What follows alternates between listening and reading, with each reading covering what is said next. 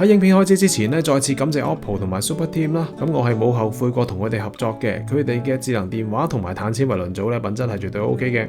本身咧就籌備緊拍其他片嘅，咁但係咧我覺得咧呢個題材咧都好緊要嘅，咁所以咧整咗呢個先啦。咁呢條咧就係 Shelby Marathon 車胎，就20寸直徑，1.75寸粗。咁我已經咧親身見過有2個人咧用到爆輪圈啊！咁咧為咗希望唔好再有第3個人踩到爆輪圈咧，咁我希望喺度講解一下啦。佢哋2個咧係用唔同品牌嘅輪組嘅，唔同品牌嘅輪圈嘅。咁但係佢哋咧都係用呢條車胎 Shelby Marathon 20寸1.75寸粗。咁係咪巧合呢？或者係輪圈嘅質素太低呢？我就覺得未必啦，因為咧世界上嘅車胎嘅品牌同埋型號咧實在太多啦。咁上面寫嘅建議氣壓咧，實有啲型號咧係冇咁準啦，冇咁可信啦。咁呢條20寸乘1.75寸粗咧，係要求打到50到70嘅，上面寫住。咁但係咧，我有另外一條咧都係20乘1.75寸嘅，咁但係咧佢反而就要求打到30到60啦，咁都爭幾遠下。咁其實咧1.75寸粗嘅車胎咧已經係接近山地車胎嘅粗度噶啦，好粗下嘅。咁我覺得冇必要打到70咁高啊，係咪？咁70咧已經係接近公路車嘅氣壓噶。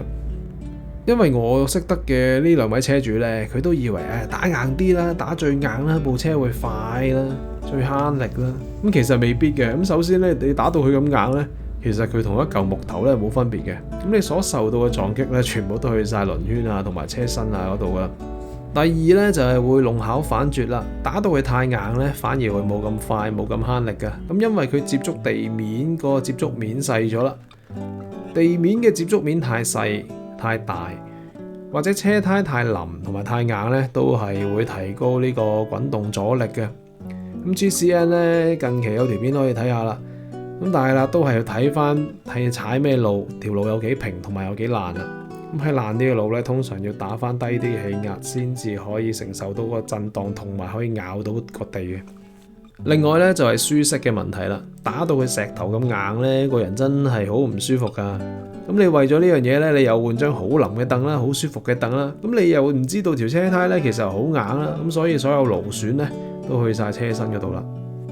輪胎同輪框咧冇錯，喺實驗室嘅環境咧係可以承受到最高嘅建議氣壓嘅，咁但係都要考慮翻香港路面嘅狀況啦，同埋騎手嗰個體重先得噶嘛。冇氣壓計嘅話咧都冇乜所謂嘅，其實唔使咁精準嘅。咁你咧亦都冇必要打到佢最硬，好似石頭咁嘅。咁你打到佢咧，你隻手可以撳得入少少啦。咁對輪框、對車身同埋車身啲關節咧，同埋各部位嘅螺絲咧都有好處嘅。其實呢條 Shelby Marathon 咧，我覺得咧頂多係打到55啊。咁你去到60啊、70咧，真係好難撳到入去嘅。咁香港啲路咁燉咧，咁你唔爆框就奇啦。如果真係唔係咁相信車胎嘅最高可承受氣壓咧，咁你可以打返中間嘅位置啦，或者以下啦，甚至最低啦。有時官方嘅數據咧同埋意見咧，未必係可以完全相信嘅。牛津字典咧亦都會出錯，不過我就揾唔返嗰頁啦，唔好意思啊。咁廣華醫院咧亦都話我媽咪咧會得返半年命嘅，係得2018年嘅時候講嘅。咁而家4年都過去啦。咁有興趣嘅話咧，去睇翻之前啲舊片嘅連結啦。